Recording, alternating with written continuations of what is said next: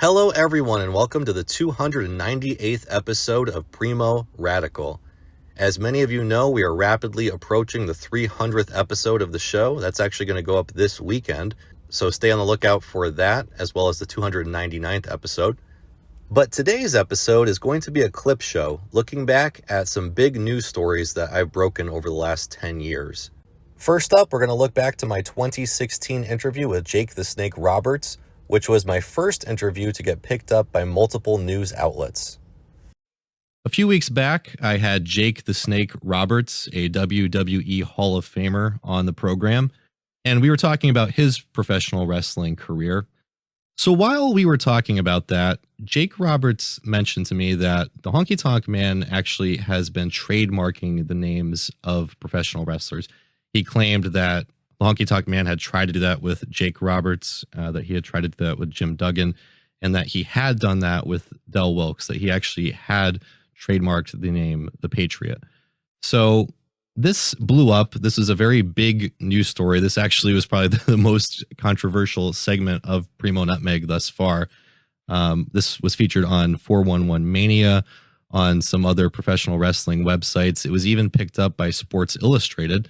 So let's listen to that clip. Let's listen to exactly what Jake Roberts told me when he was on Primo Nutmeg number 53. You know, working with the Honky Tonk Man at the time was okay, but since then he's become a real piece of shit. You know, this guy is out stealing. Well, he's stealing people's names. You know, he's trying to get the names and own them. And then whenever you try to use your own name, you have to pay him. Seriously. Yeah. Well, he's tried it with too many people now. You know, he's got a few names under his belt. He took there was a masked guy, the Patriot. He owns that name. You know, what really? He went to the trademark registration people. See. And, you know, if you let it run out, then somebody else can buy it, you know, for $3.50 or whatever. And so now any money that's made by the Patriot, the money goes to him. Wow. Yeah. That's insane. Well, he tried that with my name. Can you believe that? Yeah. Yeah, he's got one. Yeah, that scumbag piece of shit. Yeah, he also bought Jim Duggan. He also got Jim Duggan's name. I hate to be the Honky Tonk Man when Jim Duggan gets hold of his ass. That will not be pretty. And I just ran into him the other day, and all I did was look at him, and the guy has no balls. He simply just ducked his head and held his head down, man, and just sucked up to some girl that was working for him there at the con. You know, I've seen him in the past dress his son up with a mask and call him the Patriot and cheat the fans out of money, selling them bogus Patriot stuff. And, you know, come on, man. You know, what are you, you know? And, you know, I guess that's what drunks do. I used to be a drunk. I did some dumb shit, but I never did shit that dumb. So after that episode did go up and did start getting coverage, Honky Tonk Man lashed out on Twitter. He started making references to crack pipes, calling Jake Roberts a crackhead. He said he decided not to trademark his name since he thought that the investment was not worth it, since he wouldn't live much longer. And this just kind of fueled the controversy, and this ended up being picked up by other news websites, wrestling websites. Next up, we're going to look back to my 2017 interview with Mighty Morphin Power Ranger Jason David Frank, where he also made some headlines by challenging CM Punk to a fight. Are you going to have fights? I know that you had talked about possibly fighting CM Punk, which I know a lot of fans out there would love to see. They would love it. I mean, if Punk fights again, everybody at the banks, everybody that owns UFC wants me to fight him. So, absolutely, you know, if he fights again, that's definitely something I would like to do. You know, and man, I got a chance to visit, you know, some of the WWE guys on their shows and seeing backstage. It's much like, you know, UFC. I'm not talking about the fighting, but, you know, the energy everyone puts into the show. So one way or another, I'd love to either get involved with WWE or UFC just to please the fans. For me, I've been fighting my whole entire life. I can do it tomorrow if I want. I love it. It just has to make sense why we're doing it. Right. And it has to, and what I mean by makes sense is not a financial sense, because I'd fight CM Punk for $1. I would do, a Power Ranger movie for nothing. I'm not financially hurt. What I'm saying is if it makes sense for my fan base. Do my fans say, yes, that's what I want to see him? Yes, I like to see him in Bloodshot. Oh, I don't like that terrible he did. So I always like going back to the fans thinking, is this something they want? Because if it is, I'll do it. And it's not about money at all. And that's what I mean about making sense. For CM Punk, for him, it makes sense on a financial level, but I'm super different than most of these people out there. And that's the truth. Like, I don't care about the money. That's what I said from day one. I would fight him for $1 just to make the contract legal. And I think that installs so much confidence in me that that's what scares him, is like, why does this guy want to fight me for $1? I'm going to get my butt kicked. And that's kind of what happened, to be honest. Is there any specific reason that you challenged him in particular? No, not at all. I thought the fan base was great. I never thought he would fight in the UFC. I got a deal a long time ago with me and him on an NBC show. My manager was pushing every show here at Legacy, wanted to fight Punk on Legacy, and Mick actually is the matchmaker now for UFC. So everybody wanted to see this fight, and I picked him because I like the guy. I picked him because I said, man, he's got a huge fan base, and he wants to fight. I don't want to pick a guy who doesn't want to fight and convince them he wants to fight. So I said, hey, that's perfect. Perfect. He's 38. I don't care. I'm 43. It's like, who cares? If he sits there and calls me an old man, well, you're getting old too, buddy. So, I never thought he would be in the UFC, because the UFC strives for perfection. Like, there's so many people that fight to get into the UFC. Out of like 600 UFC fighters, CM Punk is listed at like 170 top paid UFC fighter with only one fight. Now you got, 3, 4, 5, 600 people that are struggling, that are really good fighters that, could use the money or earn the money. And so I was just thinking, fan base loves it. All these things started coming out, and then I talked to him about it, and then he's like, yeah. And then he started saying he's a purple belt in jiu-jitsu, and then I started believing him, and then all this stuff started coming out, thinking, I don't know if he's just saying that to impress me at the time, or he actually never thought this could possibly ever happen with us. And it was very possible. But I like the guy. I like CM Punk. I just like to show the world who is the best in the world, and that's why me and him should fight, to say who is best in the world, to own that slogan. I know WWE owns it, but I'm just saying. One of the biggest guests in the show's history was Tulsi Gabbard. She was on the show in March 2019 when she was running for president. And one of the big topics that we discussed during the interview was her support of Julian Assange and Edward Snowden. This actually made headlines after the show was produced, when she went on Joe Rogan and said basically the same thing. But let the record state that she actually said these things first on Primo Nutmeg. When I saw you last time, a month ago, you got a question from the audience about Julian Assange and WikiLeaks, and you had said that WikiLeaks had spurred some necessary change.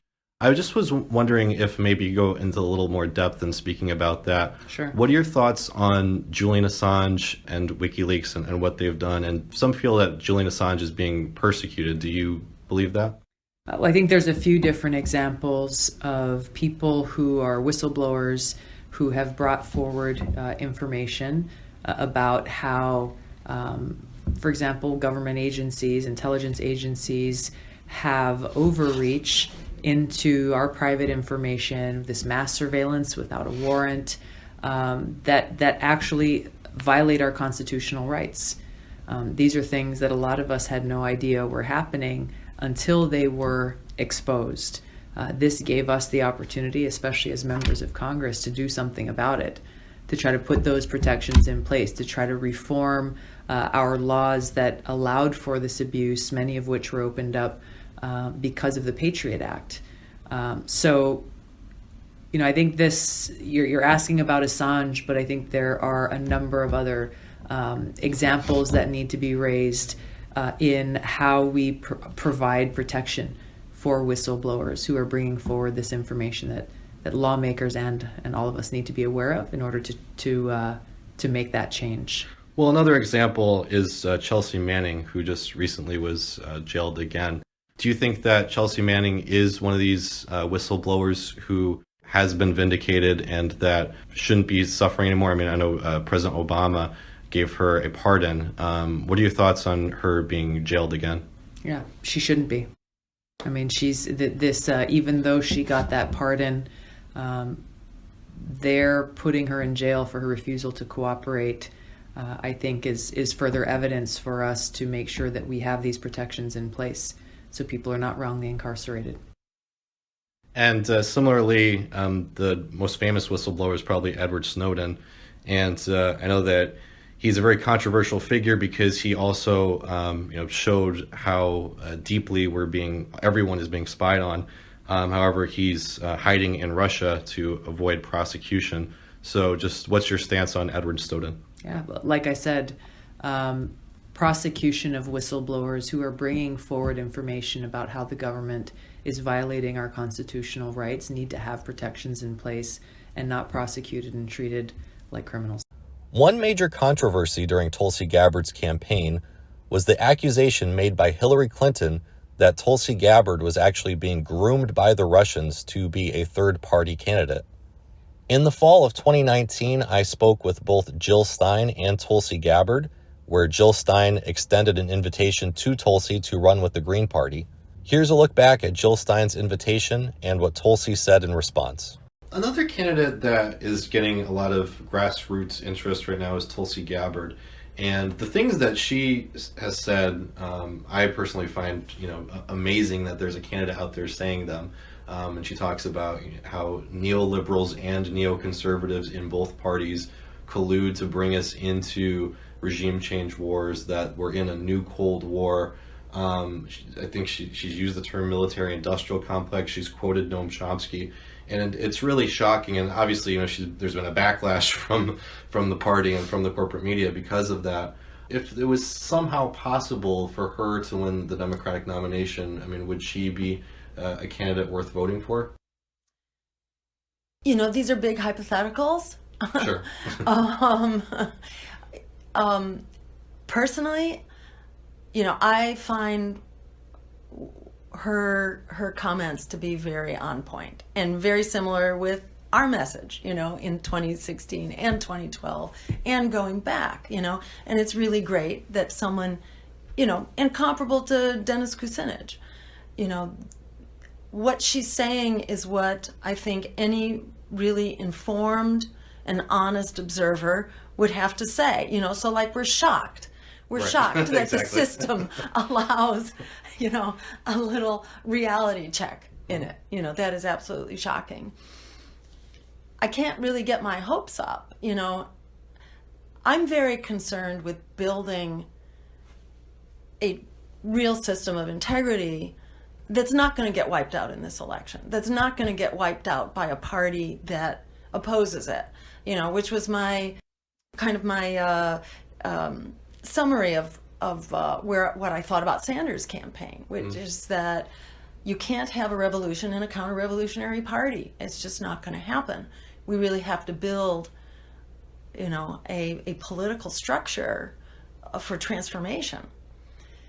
And I think she should become a Green, and I think that would be really magical, and that would really be powerful and would make change in a way that can't be beaten back.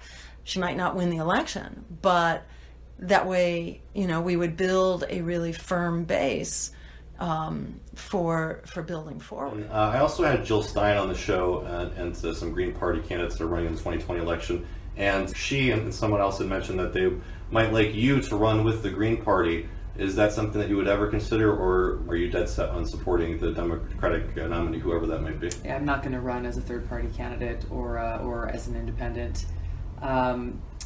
The reality is that our country has a two-party system right now, and frankly, it's not viable to think that a third-party candidate in this day and age will be able to be successful in that election. My energy is I've always been a Democrat, and my energy is focused on being the Democratic nominee, being in that position where I can be the president and leading our party towards bringing about the kinds of reforms that it needs, rooting out the corruption within our own party, and making it so that the Democratic Party truly represents the interests of the people and our planet. Another big controversy around the 2020 election was my 2019 interview with Howie Hawkins. This was controversial for a few reasons. A, because Howie Hawkins thoroughly embraced Russiagate and demonized Bashar al-Assad and Tulsi Gabbard for meeting with Assad, and also Julian Assange while also misgendering Chelsea Manning. These controversial statements then extended outward into a larger controversy surrounding the 2020 Green Party nomination and the fact that nearly every other candidate who ran in the party's primary that year said that it was rigged in favor of Hawkins. Here's a look back at some of that controversy. I just would be interested overall, what are your thoughts on the way that Jill Stein has been treated by the corporate media following the 2016 election? Well, I was part of an advisory group to Jill, and I advised her not to go to that RT thing. Why? And in fact, well, I thought it was a setup. RT is, Russian propaganda. There's a lot of good programming on it, and they don't really interfere with that. Chris Hedges, Larry King, I don't know if Larry's still on there, Tom Hartman. But there's also, when the news comes from central headquarters, they get all kinds of crazy conspiracy people on there. Old LaRouche people, the Lyndon LaRouche, right. Conspiracy people and others. So I didn't trust them. And actually another person said, they could take a picture that would just overshadow everything you say. And she thought she'd give a message. She was encouraged by a lot of people in the peace movement. So she went. And that picture, Putin, you said she sat down with Putin. No, Putin sat down at the table with her for just a few minutes. Right. Picture snapped. Flynn is there. She don't know Flynn. Nobody knows Flynn. And Putin leaves. And then Sputnik International, another state media, puts it out on the media. And then, what's their purpose? Divide us in this country. The liberals from the more radical elements. And then MSNBC, CNN, Fox put that picture out there, and a lot of print media, again and again and again. They're doing it for Russian propaganda. That was what the Russians wanted. I mean, it's so ironic. So, the media is, they're following this Russiagate thing, which I think is serious. I think Trump ought to be impeached. I think it's obvious he saw collusion. He did collude, him and his son and his son-in-law. And, it's all over that first volume of the Mueller report. It's all over there. I mean, when people say, oh, it showed no collusion. No, it didn't. It says, Mueller says right away, I didn't talk about collusion. I talked about narrow legal definition of conspiracy. Plus, I can't indict a president, according to this OLC letter in the Justice Department. He just laid out the evidence for prosecutors, which has to be Congress. You don't have to have the quid pro quo where they got together and plotted. I think more he was played by the Russians, useful idiot. They figured they could do more with him than they could with Clinton. So they had an interest. I think they definitely want him to elect. I mean, I think that's pretty clear. It doesn't mean they, said, let's make a deal and we'll do this if you do that. But they still, they obviously intervened. And, that's a problem. And it's a problem for a candidate to accept that. Part of the Mueller report is suggesting that Julian Assange and WikiLeaks played a role in this. That's not what Julian Assange was just arrested for. He was arrested for the leaks that came back in 2010 or 2011 about Iraq. But I just would be interested in your take on that. Do you think that WikiLeaks was involved in this Russian plot? I don't know if they were working for Russia. Assange was working for himself. And I have to tell you, him giving the advice to Donald Jr. that you should protest the election if you lose. I mean, he's dealing with the son of a Klansman becoming president, an out-and-out racist who is encouraging, the right wing that's armed to come out and cause mayhem. I mean, those politics are really bad. So, if he ends up going to trial, we may find out more. I don't think he should on this 2010 charge. That's a whistleblower thing. He was a publisher, and he should be defended. But his politics in 2010, trying to give advice to Donald Jr. for the campaign, working with Trump, that's bad. I don't support that at all. I wouldn't, so that'd be my criticism of Julian Assange. Now, how much he speaks for the whole WikiLeaks organization, Probably does, because one of his defenses was that was on WikiLeaks, not him personally, but pretty much everybody understands it was him. And whether that was with the Russians, that I think is not documented. There's circumstantial evidence. Like, well, where are the WikiLeaks about, Putin? That's the Panama Papers. A lot of stuff came out about Putin and his wealth there. So that remains to be seen if he was working with the Russians or just biased with them. We'll see. I'm not sure. But he should not be prosecuted for publishing the leaks from Bradley Manning, or what's he call himself? Chelsea. In terms of 2016, though, I do have to ask, too, just because what WikiLeaks released in 2016 was emails showing that the DNC was colluding with the media and with state parties, and specifically against Bernie Sanders, and plotting against Bernie Sanders. Do you think that it is a crime to expose that? No, not for WikiLeaks. The crime was hacking. That's a crime. Assad says he didn't get it from the Russians. The intelligence community says the Russians did it. Maybe Assange is saying he got it from a cutout. The Russians gave it to somebody who gave it to him, and he's not really lying. I think we'll find out in the end. Her meeting with Assad, I wouldn't have done that. In fact, that was another offer that Jill got, and she didn't do it. Really? On our advice, yeah. I didn't know that. Yeah. When did she get that invitation? 2015. To go with a delegation under control of the Assad regime is, that is for their purposes. You're not going, particularly in the middle of a civil war, you're not going to be able to find out what's really going on and interview the other side. Right. So I think she was. Well, it's like it's kind of like the Jane Fonda thing back in Vietnam, right? I mean, it's going to be used as propaganda. You're not really. Well, I would say much worse to go to Syria under the circumstances with Assad. I mean, this guy's a butcher. He tortured that Canadian engineer, Syrian Canadian, on behalf of the CIA. And New York Times last week had a story, and Democracy Now! Had the reporters of documentation. There are over 100,000 political prisoners, tens of thousands dead in this country and tortured. It's brutal. That would not have been a good one to take. How would you explain how the nomination process has been rigged?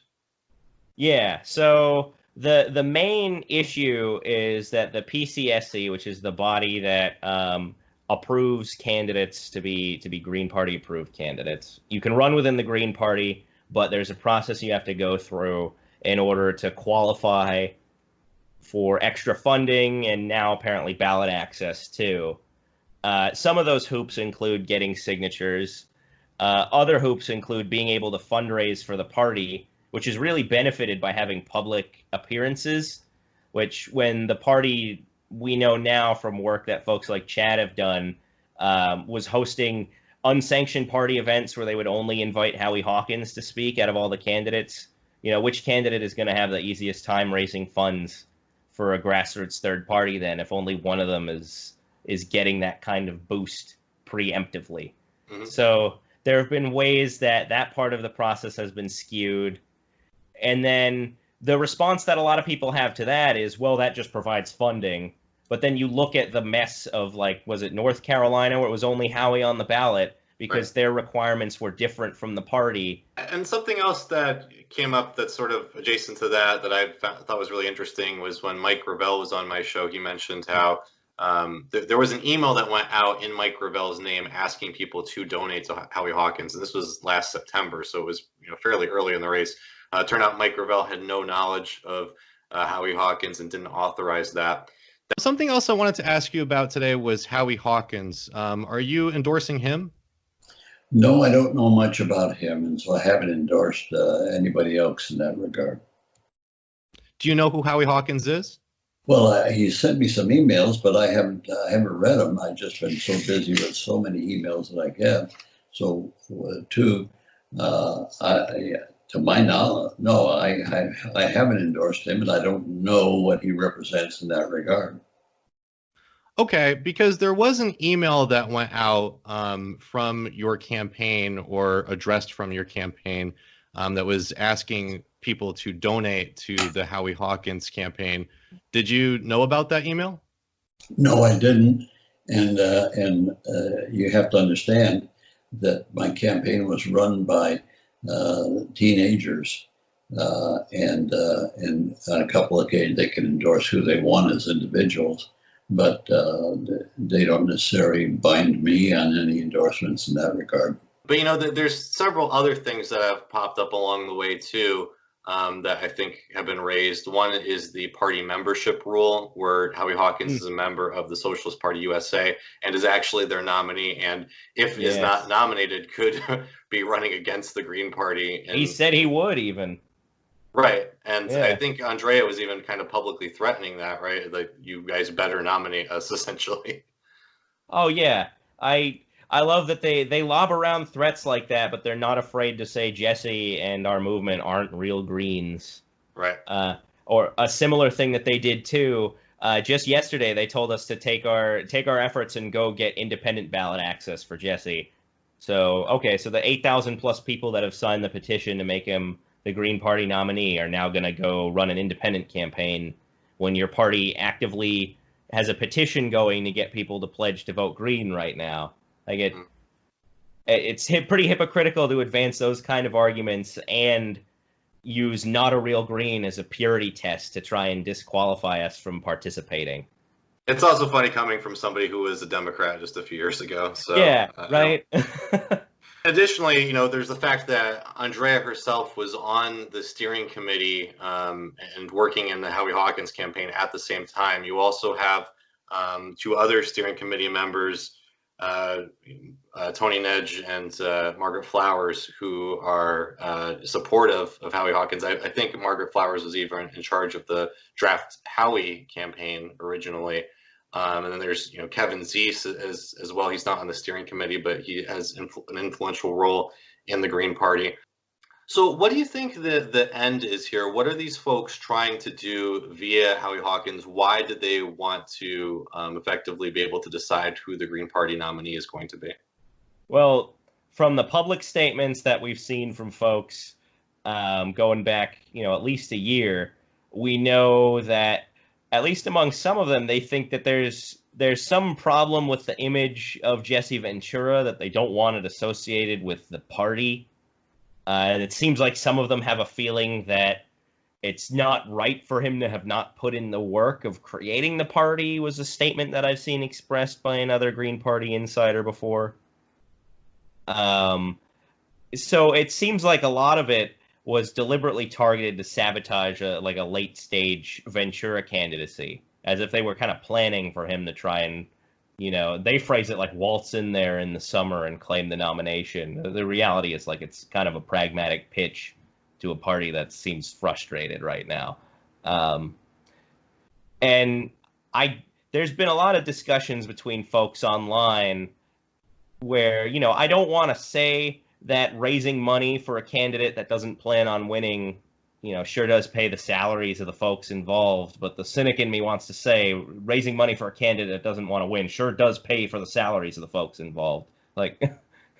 So there's a pretty cynical outlook that you can have on the optics of all of this, which is just, if you run a candidate that doesn't want to win, where does all that extra money go? It goes back into the party. Where does that go? To fund the insiders who are supposedly promoting the party. Right? So I can understand how people reach those conclusions. And, whether that's the reality or whether it's incompetence or whether it's ego, I think it's pretty clear whatever it is, it's getting in the way of a genuine progressive movement, using a party that's already established to promote progressive ideals. Most of what the Green Party stands for, a lot of people would agree with. Now, at the nexus of Tulsi Gabbard and Howie Hawkins was another campaign run by former U.S. Senator Mike Gravel. In August of 2019, Mike Gravel dropped out of the race, and his social media accounts said that he was endorsing Bernie Sanders. When I spoke with Mike Gravel, He actually clarified that he was endorsing both Bernie Sanders and Tulsi Gabbard, and that his Sanders endorsement had actually been put forward by his campaign staff. This led into a larger controversy around how Mike Gravel was being represented by his campaign online when he did not actually use social media outlets like Twitter, and also an email that was put out where Gravel seemingly was asking for donations in support of Howie Hawkins when Mike Gravel at the time had little knowledge of who Howie Hawkins was. Here's a look back at those controversies. Senator Gravel, welcome back to Primo Nutmeg. Thank you for having me. Absolutely. Thank you for being back on the show, especially on such short notice. So I just wanted to clear up any kind of confusion about your campaign and what's happening at this point. I know that you were kept out of the debates. The DNC wasn't including you in polling, even though you met the donor requirement. You still, because you weren't being included in polls, thus did not poll at the requisite amount needed. So is it true that you are now dropping out of the 2020 presidential race?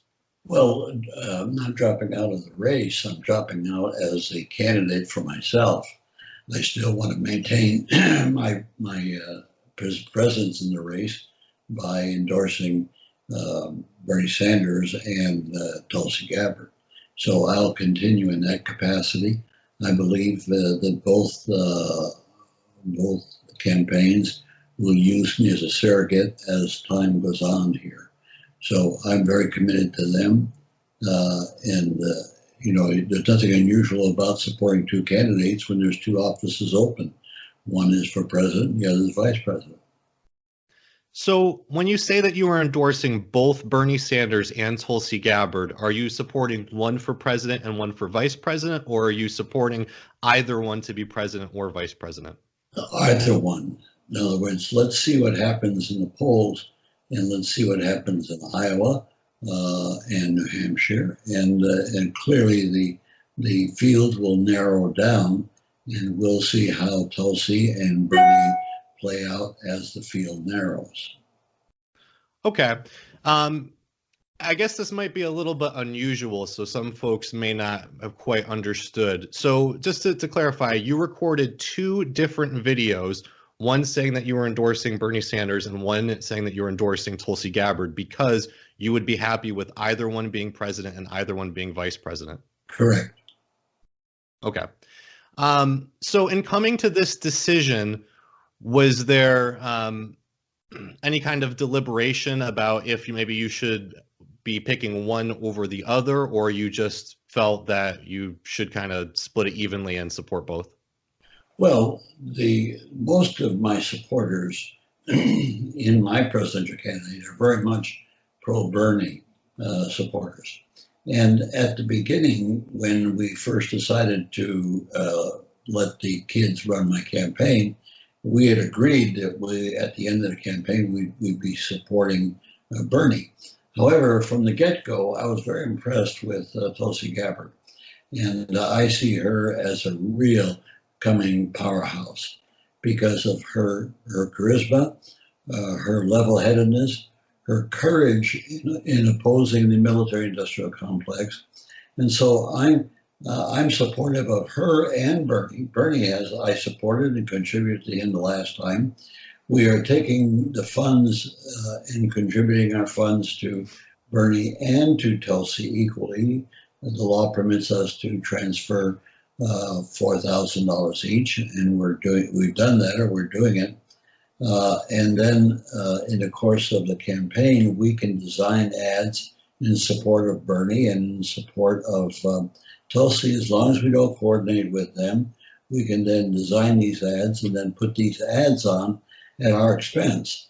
And so we ended the process with about $150,000 in the bank, and we have not spent it. The kids have been very parsimonious in this regard, and we've not had any great travel expenses. I have not traveled, so therefore we have this money available. Now it's a question of and I've asked the campaign managers to go ahead and think of the kind of campaign we could wage in support of Bernie, independent of Bernie, and Tulsi and independent of Tulsi. but we've transferred the maximum that we're permitted under the law, and that is $4,000 to each. I understand. So just to be clear about how this started, you're saying that when David Oakes and Henry Williams first approached you to run, that it was always sort of agreed upon that Bernie Sanders would get your endorsement, but you're saying that Tulsi Gabbard has impressed you, so you also want to endorse her. That's correct, and it was really agreed upon. Now, that was a quid pro quo that we never assumed that I would win the presidency. So we decided at the very beginning that we would endorse Bernie, and we've done that. And like I say, I've developed, independent of my backers, these kids, the support of Tulsi Gabbard, who I think has great potential, and will eventually be, either this round or the next round, will eventually be president of the United States. She's that unusual. And of course, she comes from a religious family background. And so she had, as a child, certain views that she articulated that were not acceptable to the progressives. But she has since thrown off these views, has apologized for them, and is very much supportive of the progressive agenda. And I just the other day read over on her platform all of the items. They're essentially the same items as Bernie Sanders endorses. So from my point of view, ideologically speaking, I don't see much difference between Bernie Sanders and Tulsi Gabbard. Tulsi was the first one to take on the military-industrial complex. Bernie came to that after Tulsi. And so Tulsi had a better foreign policy than Bernie did initially, but Bernie has come around to her foreign policy, and that is to close most of the military bases that exist abroad and to cut down on regime change and sanctions. So from my point of view, they're both the same. The ideal, in my case, would be one's president, one's vice president, and the vice versa. That makes sense. I'm just curious, too, because I know that you've spoken favorably of some other candidates in the race. Were you also considering maybe, endorsing other candidates? I mean, well, since you're at 2, why not, also endorse Marianne Williamson or Andrew Yang or Elizabeth Warren or whoever? Well, I certainly admire Elizabeth Warren's positions on issues. That goes without saying. And then, of course, Marianne Williamson. I just have admired her in the past and admire her stance that she's taken at this point. Andrew Yang, I think, makes a credible choice. I really am opposed to what's his name, Joe Biden, who I know and I think is ideological, is horrible ideology, and of course I'm not a supporter at all of Buttigieg, who I feel is a bit of an empty shirt and would literally be a puppet for the military-industrial complex were he to get elected to high office. And he leaves the subject alone. If you can tell an empty shirt politically when they say a lot but don't say anything, as they say a lot and don't mean anything because they don't want to alienate people. And the military-industrial complex landed on Mayor Pete early on because he clearly would be a puppet for the military-industrial complex were he to get elected. So I just, again, wanted to get some background because, as you mentioned, the teens run your Twitter account. And so earlier today, they put out the video of you endorsing Tulsi Gabbard. Was the video that I'm sorry, they put out the video of you endorsing Bernie Sanders, and that's on your Twitter page now, but not the one of you endorsing Tulsi Gabbard. Is the video of you endorsing Tulsi Gabbard the same as the video of you endorsing Bernie Sanders? Is there any difference? Not perceptively, but they'll be releasing that also. We've given the raw material over to the Gabbard staff, and as we gave the raw material over to the Bernie staff, and this was recorded at my home on Sunday, and so they're obviously releasing them at this point. Okay. It just, there seemed to be a difference because your Twitter account put out the Bernie Sanders video, but I guess you handed off the video to Tulsi Gabbard's campaign to put out. Well, the Tulsi campaign had not requested a video. Bernie did, and we had a video crew come over. And so while the crew was here, I took advantage to cut a endorsement of Tulsi. And they weren't aware of it until it was done. And then I made them aware of its existence, and we made every effort to get it to them early this morning or late last night. I understand. So this video crew, they were from the Bernie Sanders campaign? No, it's a video crew. Sky Whalen, who has been doing a lot of videography for us, or for himself, he has a budget to do this and try and see if he can entice a major network to do a documentary on my candidacy. So this was the crew that has been to my home at least now 3 times. Okay. So just another question on this subject, because there was an article that came out yesterday by Gideon Resnick and the Daily Beast, saying that you were going to drop out and endorse Bernie Sanders. Have you seen that Daily Beast article? No, I haven't. Okay. There was a quote in there from David Oakes, and I just wanted to read it to you, or the segment of the report. It says, according to Oakes, Representative Tulsi Gabbard's campaign initially tried to seek Gravel's endorsement. Oakes said they tried to, quote, slowball the Gabbard campaign, but Gabbard eventually got in touch with Gravel.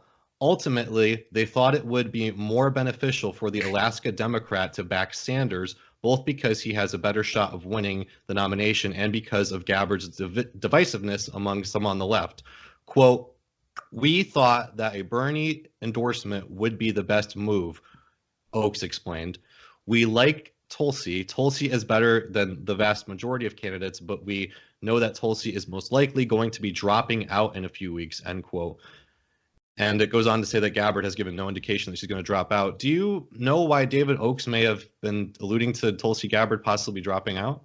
No, I don't know the source of that. And the rest of David's statement is accurate, but that's not accurate. In fact, the Gabbard, Tulsi is going to be doing a military stint in her obligation on the end of September or thereabouts. And they've asked me if I would be a surrogate, and I said I would. And also, Bernie's people have asked me to be a surrogate, or I'm not sure if they asked me to be a surrogate, but if they do, I certainly would agree. So I really have no problems endorsing both and pushing both. I recognize that Bernie's ahead, and there's likelihood that he will get the nomination before Tulsi. But I would inveigh upon all of my influence to turn around and have Bernie, if he did get the nomination, to select Tulsi as his running mate. I think she would be the ideal in that regard, because I believe eventually she'll be president of the United States. She'll be the one to break the glass ceiling. I doubt that there's any other candidate, and there's quite a number of women running, but I doubt any one of those have the capacity to break the glass ceiling at this point in time. So the whole undertaking has been extremely harmonious between the kids and myself. I can't tell you how much I admire their skills, their integrity, and their beliefs. And my only concern is, of course, they came up with the idea of having an institute. I'm not enamored of that. The question becomes who's going to run the institute. And they assumed that it would be easy to find another couple guys to do what they're doing. And I've shared with them that that's not easy at all. The uniqueness of what they've done, I don't think is particularly replicable. And why the campaign has received so much attention is obviously because it's so unique, where you have 2 teenagers that are running a campaign of a former presidential candidate and an existing presidential candidate, and doing it very, very adroitly and with gifted talent. So I want the kids to go back to school, finish their education, and then pursue a career based on the experience they've acquired. And we, of course, will keep up our contact ideologically and tactically while they're in school. David in Oxford and Henry at Columbia. And they'll be coming out to see me late probably August, early September.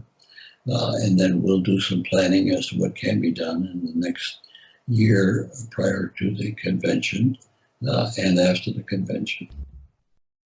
How many times have you met them in person?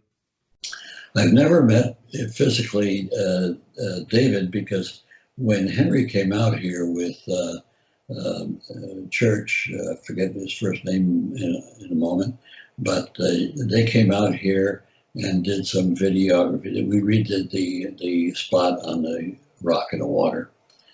Right. But David rather got sick and hospitalized for a couple of days, so he missed that meeting. But Henry and David and whoever they choose to bring out of the volunteers will have a meeting in late September, late August or early September, and plot over what we'll do and how we'll parcel out the monies that are left in the campaign so that we comply accurately with the law. Yeah, I believe that there was a tweet put out at one point saying that the donations to your campaign would be going to the city of Flint, Michigan, because of the water crisis there. Do you know why that may have changed and why that may now be going to an institute? That was a quick statement made by one of the kids earlier than that. We always had the get-go agreement that they would sit down with me and we would parcel out how we would use the monies. And so Flint situation has changed from what it used to be. And so we'll make a donation to Flint, but the primary sums will be, as we've already divvied up, whatever we can legally with Tulsi and Bernie. But the rest of the sums will be used probably for a campaign for both of those that we will wage independently. And then also I'd be more prone to donate to communications areas, op-ed news, the Democracy Now!, the Institute for Accuracy. So those are communications systems that are doing great work for democracy and improving the information level of people. And so I would be prone to support them with that. So that's what we'll do. We'll sit down, the three of us and whoever else chooses to come out, and we'll make a final decision on the distribution of what monies we have. And I would be prone to distribute all of it, not to hang on to any of it. That could just cause mischief down the road. And so I agree totally to pull the American troops out. It is not a loss of support of Kurds. The Kurds participated in the war in that area because of their own self-interest. We should have never been there to begin with. This is a regional problem that should be addressed by the regional players. We are not a regional player in that part of the world. So I wanted to get your thoughts on this quote. This quote says, "There is no higher disgrace to America than the abandonment of the Kurds, fighters for freedom and independence, to the hard right forces of Erdogan. Every American should hang their head in shame." What are your thoughts on that? Well, I don't think we should hang our head in shame. I think we should hold our head high and bring home the American troops who have no business being there, period. Do you know who said that quote? Pardon me? Do you know who said that quote? No, who? That was your Twitter account. My Twitter account. Okay, well, that just goes to prove that sometimes the kids that ran my campaign don't always have the same views that I have or haven't listened to me. And so it's unfortunate that it's a quote that appears to come from me, but it doesn't come from me in this regard. And the fact that these teenage kids have views that are not vetted by years of experience is self-evident. And so I don't have to be angry at them. They have an expression of their views. Whenever we get together, we go over with this, and I think they bring about a certain enlightenment on my part. What they have done that I really buy into is they support the concept of direct democracy. They support creating and operating a legislature of the people. That's what floats my boat, and I don't particularly want to take them to task for views that they have that are at variance from my views. It's unfortunate that the only way they have to do that is to use my Twitter account, which may add to the confusion, but so be it. There's confusion right now in the entire political leadership of the American government. I actually came across a tweet by your former, I believe, his campaign manager, David Oakes, that I thought was interesting the other day. He said, part of the left's problem is a lack of respect for conservative isolationists, localists, populists, anti-globalists. Conservative non-interventionism has a rich history, and to paint all of them as Nazis is factually and strategically moronic. And something I guess that confused me about that is that I know that earlier this year, I guess you had received an invite from Tucker Carlson. Tucker Carlson, he's one of these people who was in favor of the Bush administration in years past. But more recently, he's really been kind of coming from that non-interventionist conservative perspective. He was actually, I believe, the only Fox News commentator who spoke out against Trump's assassination of the Iranian commander. Again, I thought it was strange because I know that they had turned down the request for you to appear on Tucker Carlson earlier this year, and I just thought I'd ask you what your thoughts were on that. Did you want to appear on Tucker Carlson, or just what happened there? No, I was prepared to appear on Tucker Carlson. This was one of the judgments that they made, and I was not aware of it until after the fact. But these are minor differences. My attitude is that you talk to anybody and everybody that wants to hear your voice. Tucker Carlson, incidentally, has been very kind to Tulsi Gabbard for the same reason that he was wanting to probably interview me, and that was that she's very outspoken against foreign involvement, regime change wars, and really has been providing a great deal of leadership, which has cost her dearly because mainstream media has not even addressed any of the issues she brings up. They'd rather go to Buttigieg, who's nothing but a puppet for Wall Street and the military-industrial complex. Also related to the 2020 Green Party nomination was the interest that former Minnesota Governor Jesse Ventura had about running for the Green Party's nomination. While Ventura did decline becoming an official candidate for the party, he did on this show announce that he was a write-in candidate, and the Green Party of Alaska actually ended up eventually putting him on their ballot. Here's a look back at Jesse Ventura's announcement that he was a write-in candidate for the 2020 election. Couldn't you just run a write-in campaign? I mean, at least people would be...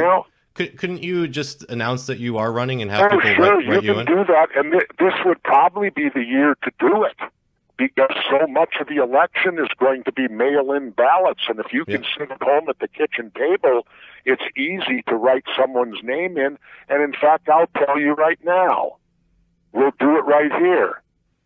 Yeah, I'm running for president. What I mean by that is there ain't no candidate for me, so I'm going to write myself in. That's what I'm doing. I've already come to that decision.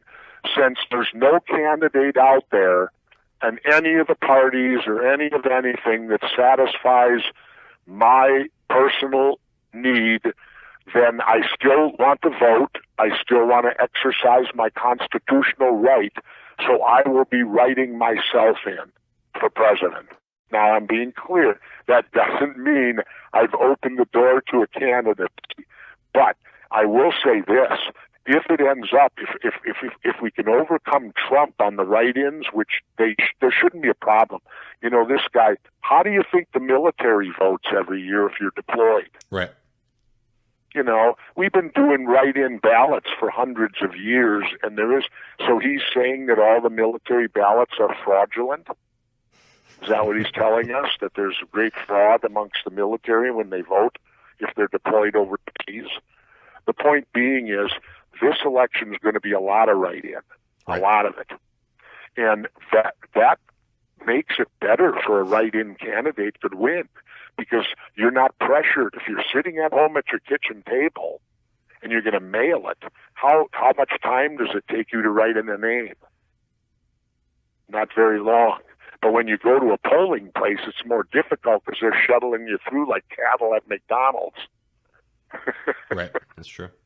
So, it is the year for the write-in. This would be the best year ever for a write-in. And well, put it this way, I'll open up and give you this. If America writes me in and I win, well, then I guess I have to do the job, don't I?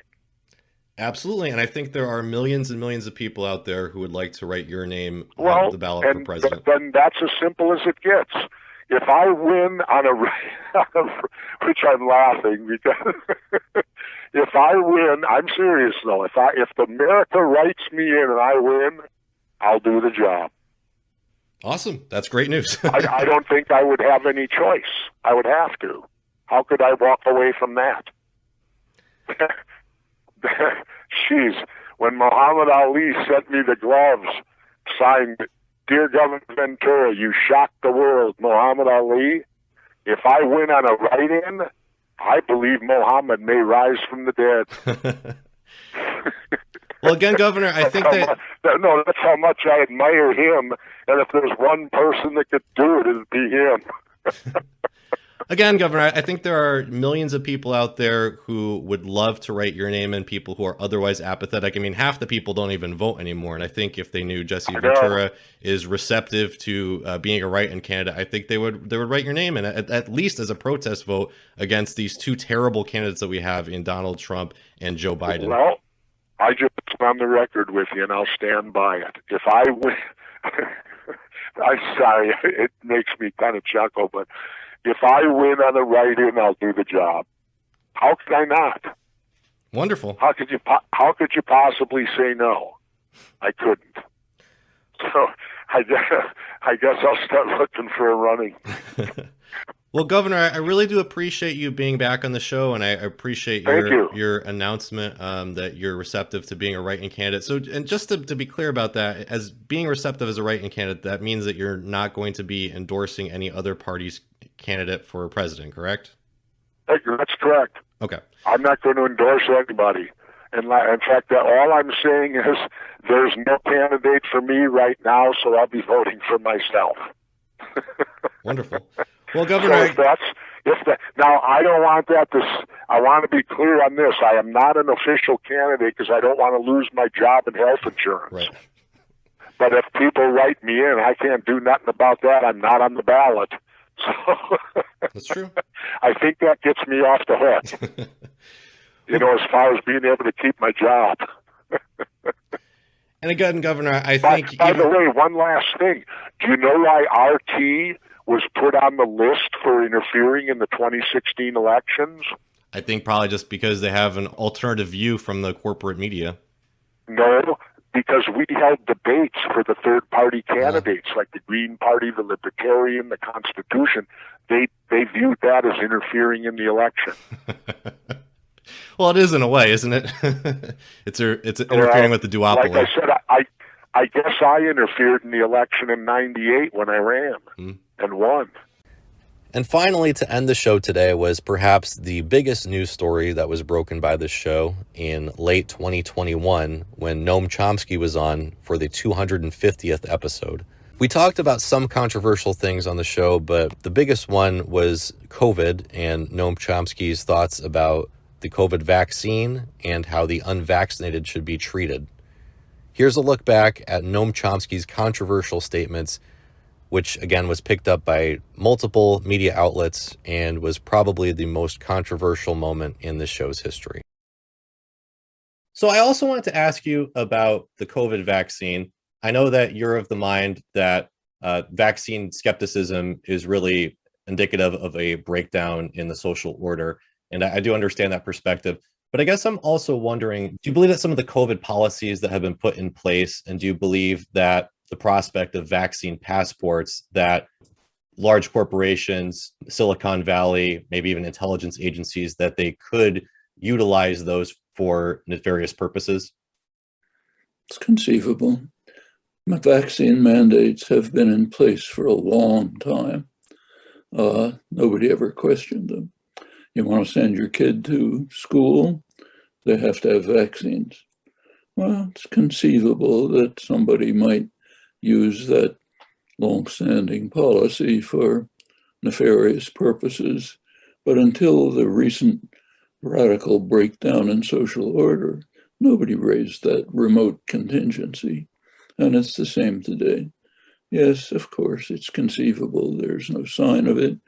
They make very good sense, and we should be protecting working people, customers, others, from the threat of those who want to feel free to spread deadly diseases. You should, just as you protect children in school. Take, say, traffic rules. Suppose I say, I don't want to stop at a red light. It infringes on my liberty. Well, I think the community has a right to tell me, if you don't want to stop at a red light, go somewhere else and don't drive on our roads. It could be, you can imagine that the state might use those rules to coerce and control people. But that remote contingency has never occurred to anybody prior to the current social collapse. So yes, that's true of all regulations that communities establish to protect themselves.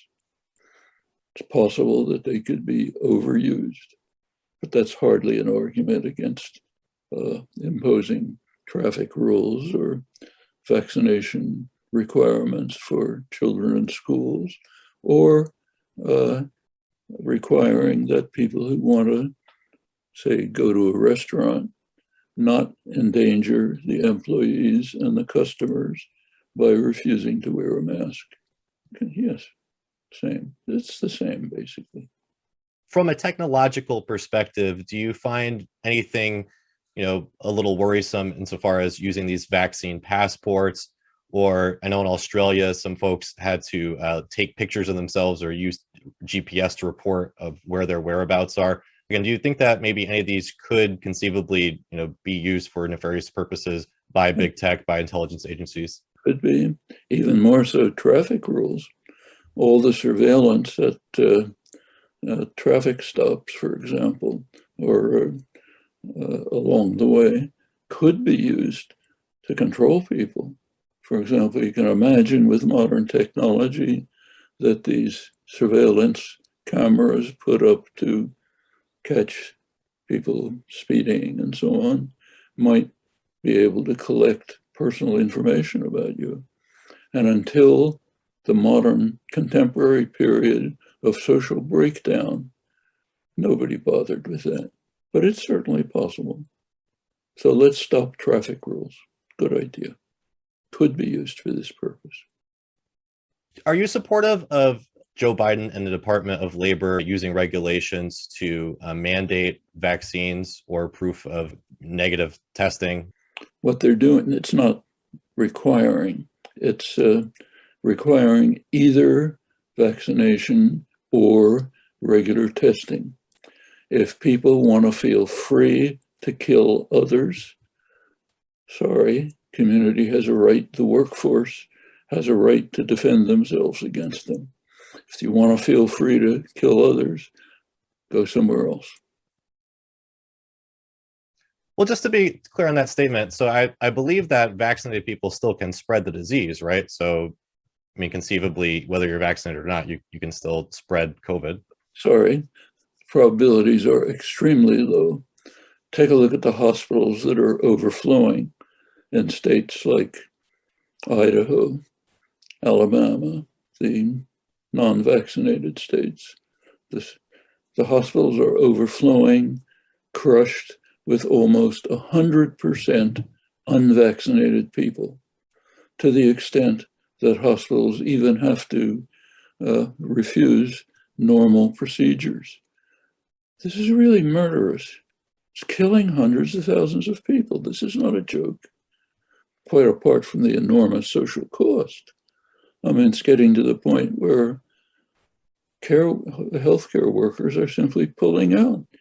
because it's impossible to survive under the crushing impact of people who refuse to be willing to protect others.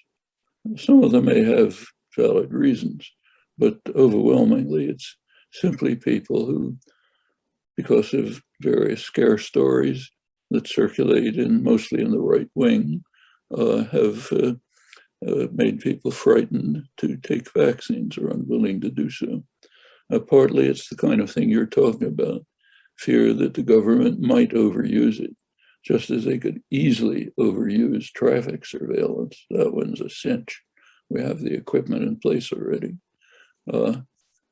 Yes, so I think that the proposal that workers in a workplace be protected either by vaccination or regular tests, I think that that's a perfectly valid proposal. So last question on this is in regards to other countries. I know that some voices on the left have been concerned that vaccines are not getting to many third world countries. However, I believe that there also is a great deal of skepticism among those populations where they're saying that they don't want it, especially in Africa. I'm just wondering what your thoughts are on there. Why do you think that there is so much vaccine hesitancy in the global south? Global south, there is overwhelming demand for vaccines. Overwhelming. They are pleading for the West to stop hoarding the vaccines and to let them have them so that they can overcome the terrible effect of non-vaccination. That is the overwhelming majority. Now, the anti-vax movements have been able to pick up bits and pieces of places where people say, I don't want a vaccine. And they can put that up on social media and pretend that's the global south. Global south is the opposite. If we should offer them vaccines. If they don't want to take it, which is extremely unlikely, then it becomes their problem. Right now, it's our problem. It's our refusal to provide them with the vaccines they are pleading for. That's the overwhelming reality, okay? If after we overcome this and provide them with the vaccines, they say we don't want them, something which I doubt very much, then it'll be their problem. No, it's not. No, it's not our problem. So I guess just one final question on this. When you talk about folks having the freedom to separate if they don't want to abide by these vaccine mandates, what would that look like on a practical level? Does that mean that folks need to just stay home and have like groceries delivered to them? Does it mean like separated communities of folks who are unvaccinated, or just how do you think this would practically play out? Same way as with people who say that I don't want to accept traffic rules. I suppose there were people who said it's an attack on my liberty to make me stop at a red light. It's government overreach. We don't want the state to have that power over my private life. Well, such people they should have the decency to remove themselves from the community. If they refuse to do that, then measures have to be taken to safeguard the community from them. Then comes the practical question that you ask, how can we get food to them? Well, that's actually their problem. Of course, if they really become destitute, then yes, you'd have to move in with some measure to secure their survival, just as you do with people in jail, for example. But that's really not the issue. The issue is if people say, I want to be a killer, I don't want to stop at a red light, fine, go somewhere where you're not endangering the community. And since you treasure your liberty so much, find a way to secure it for yourself. Thank you, everyone, for joining me today to take a look back at these controversial moments that made headlines throughout the years. I hope that you enjoyed reliving these moments with me today. On the next episode of the show, we're also going to be taking a look back, but we're going to be taking a look back at moments that you've never heard before in an episode that will be titled Proto Nutmeg. I think that a lot of folks will enjoy that. And again, I think that you'll also enjoy the 300th episode of the show. Both of those are coming up this weekend, so it's going to be a lot of content this weekend. As always, please like, comment, share, and subscribe. And until next time, stay radical.